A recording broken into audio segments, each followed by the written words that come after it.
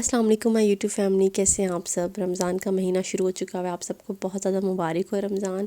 اور روزے کیسے جا رہے ہیں؟ میرے الحمدللہ اچھے جا رہے ہیں روزے، لیکن یہ گرمیاں بھی سٹارٹ ہو چکی ہوئی ہیں اور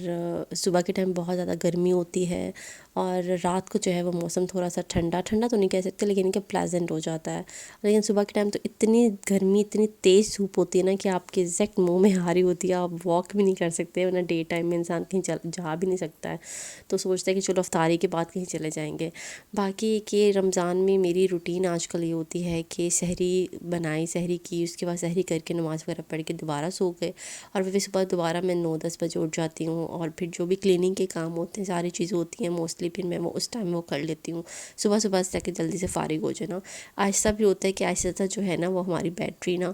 وہ ڈاؤن ہونے لگ جاتی ہے، ہم پھر سارا ٹائم وہ اتنا ایکٹیو پروڈکٹیو کام نہیں کر پاتے ہیں۔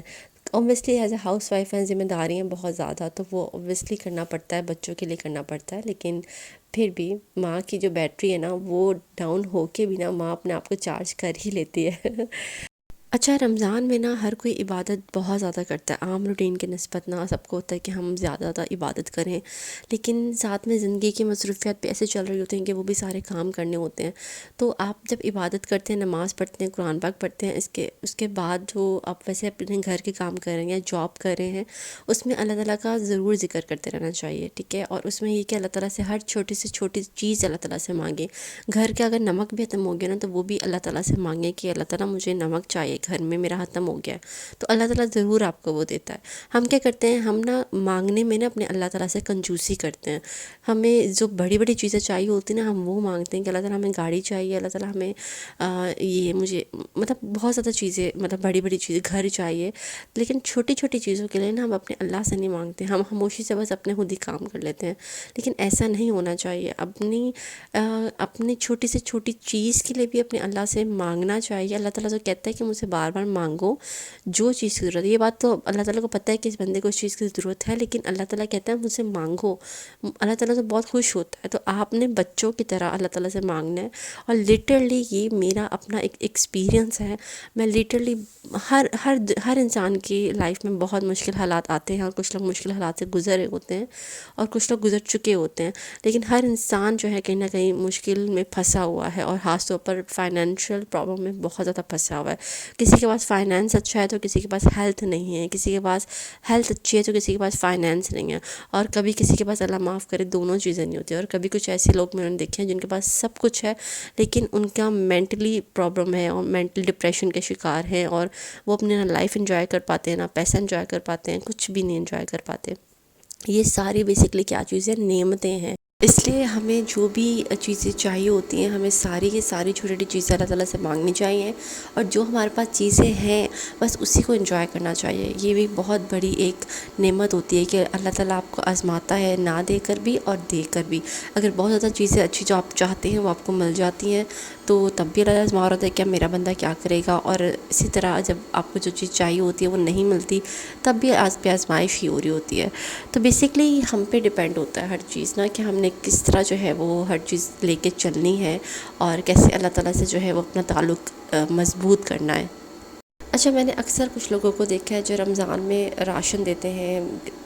کپڑے دیتے ہیں، چیزیں دیتے ہیں رمضان میں، بس اسپیسیفکلی رمضان میں ہوتا ہے، اور پورا سال جو ہے وہ ان کا اتنا دینا نہیں ہوتا ہے۔ لیکن میں کہتی ہوں کہ رمضان میں بھی دیتے ہیں، ضرورت ہوتی ہے، لیکن پورا سال بھی ہمیں ان چیزوں کا خیال رکھنا ہے کہ جو ڈیزرونگ پیپل ہیں یا جو ڈیزرونگ نہیں ہیں، جو نہیں کہتے، منہ سے نہیں کہتے لیکن ان کا نظر آ رہا ہوتا ہے کہ ان کو چیزوں کی ضرورت ہوتی ہے، تو جو ڈیزرونگ پیپل ہیں ان کو دیتے رہنا چاہیے۔ دینے سے نا یہ ہاتھ جو ہے نا وہ ہمیشہ ایسے اوپر ہونا چاہیے، دینے والا ہونا چاہیے۔ دینے سے کیا ہوتا ہے کہ آپ کی رزق میں برکت ہوتی ہے، آپ کی صحت میں برکت ہوتی ہے، آپ کی اولاد میں برکت ہوتی ہے، ہر چیز میں جو ہے وہ اللہ تعالیٰ آپ کو ڈفرینٹ طریقوں سے نوازتا ہے، تو کسی کی دعائیں لگ جاتی ہیں۔ اس لیے ہر سال ہر دفعہ جتنے بھی آپ کے پاس تھوڑے پیسے ہیں، کم پیسے ہیں، زیادہ پیسے ہیں، یا پھر آپ کے پاس جو کھانے کو آج جو بھی بنایا ہے آپ کو لگتا ہے، تو اس کو دینے والا ہاتھ رکھیں، دل کھلا رکھنا چاہیے۔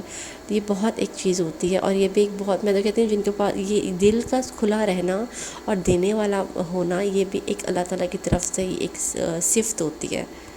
اچھا، رزق میں اضافے کے لیے رمضان میں اسپیسیفکلی جو میں کرتی ہوں، میں نے سوچا آپ سے بھی شیئر کیا جائے، اپنی بہنوں کو بھی میں بتاؤں کہ آپ نے نماز پڑھتے ہیں، قرآن پاک پڑھتے ہیں، اس کے بعد آپ نے ہر نماز کے بعد، قرآن پاک تلاوت کے بعد، ہر دعا میں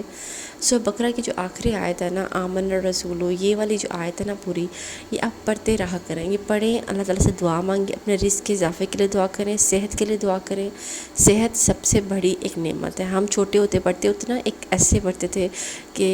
ہیلتھ از ویلتھ، یہ ہمارا ایسے ہوتا تھا، تندرستی ہزار نعمت ہے، یہ ہم اردو میں پڑھتے تھے، اور لٹرلی تب چھوٹے ہوتے اتنی سمجھ نہیں آتی تھی، اب جب بڑے ہوتے جا رہے ہیں نا تو پتہ لگتا ہے کہ ہاں واقعی ہیلتھ ہے تو سب سے بڑی نعمت جو ہے نا وہ ہیلتھ ہے۔ تو اللہ تعالیٰ سے اپنے لیے، اپنے بچوں کے لیے، ماں باپ کے لیے، سب کے لیے، اور سب کے لیے صحت کی دعا کرنی چاہیے لازمی، اور رزق میں اضافے کے لیے دعا کرنا چاہیے تاکہ اللہ تعالیٰ ہماری ساری جو ضرورتیں ہیں وہ بھی پورا کرتا جائے۔ تو رمضان میں بھی میں نے کلیننگ کر لی ہے، میرا موسٹلی ہوتا ہے مارننگ میں، آپ سے میں نے شیئر کیا کلیننگ کر لیتی ہوں، اس کے بعد میں بھی کیا کرتی ہوں، الائے کو، اب آج کل بہت گرمی ہوتی ہے باہر تو واک پہ مارننگ میں نہیں لے کے جاتی، سو پھر یہ ہوتا ہے کہ میں کچن کا تھوڑا بہت کام کر لیتی ہوں، اور اس کے بعد جو ہے وہ ٹائم ایسے گزر جاتا ہے اسپینڈ، چیزیں رکھ لیتی ہوں، سیٹ کر لیتی ہوں، اور اس کے بعد نماز، قرآن پاک، پھر شام ہو جاتی ہے، افطاری کے ٹائم ہونے لگتا ہے، اس سے پہلے مجھے ہوتا ہے کہ چلو اس کو واک کروا لوں، باہر ہم ایک لازمی ایک راؤنڈ لگاتے ہیں، واک کر لے کے جاتے ہیں، اس کے بعد جو ہے وہ ساتھ ہی عصر کا ٹائم ہو جاتا ہے، پھر نماز، قرآن پاک، پھر پڑھنے کے بعد جو ہے وہ افطاری کا انتظار ہوتا ہے، پھر افطاری کے بعد جو ہے وہ کھانا، بلکہ کھانا زیادہ کھایا نہیں جاتا، اور ایک اور چیز میں آپ کو امپورٹنٹ بتانا چاہتی ہوں کہ آپ افطاری جب کرتے ہیں، کھجور کے ساتھ روزہ کھولتے ہیں تو فوراً نا سب کچھ کھا لیا کریں، اپنے ویٹ کو بھی کنٹرول کرنا ہے نا، تو افطاری کے بعد پانی وغیرہ پئیں، کھجور سے روزہ کھولیں، اس کے بعد نماز پڑھیں، نماز پڑھیں گے، اس کے بعد تھوڑا گیپ آئے گا، اور پھر اس کے بعد آپ کھانا پینا اپنا اسٹارٹ کریں، اس سے یہ ہوتا ہے کہ آپ کی باڈی جو ہے وہ بیلنس رکھتی ہے، اور اتنا جلدی ویٹ پٹ آن نہیں ہو پاتا۔ تو یہ ایک ٹرک ہے، میں نے سوچا میں وہ شیئر کروں، اور جس طرح میں خود بھی یہ کرتی ہوں۔ تو اس دن میرا دل چاہتا آئس کریم کھانے کو، تو میں نے اپنے ہسبینڈ سے کہا کہ مجھے باہر لے جائیں، اور میں نے آئس کریم کھانی ہے، پھر الائے کو گھر چھوڑ کے اور ہم لوگ باہر گئے تھے، تو پاس ہی ہم نے آئس کریم وغیرہ کھائی، الائے اپنے دادو کے پاس تھی، اور بہت ریئر ہوتا ہے یہ، فرسٹ ٹائم ہی ہم اس طرح نکلے تھے، ورنہ اس کے وہ ہمیں جانے نہیں دیتی کہیں پہ، ہمارے ساتھ ہی ہوتی ہے ماشاءاللہ۔ تو باقی تھینک یو سو مچ، آپ نے میری باتیں سنی، بس دعاؤں میں یاد رکھیے گا۔ اللہ حافظ، سبسکرائب کر دے گا مجھے۔ اللہ حافظ، بائے بائے۔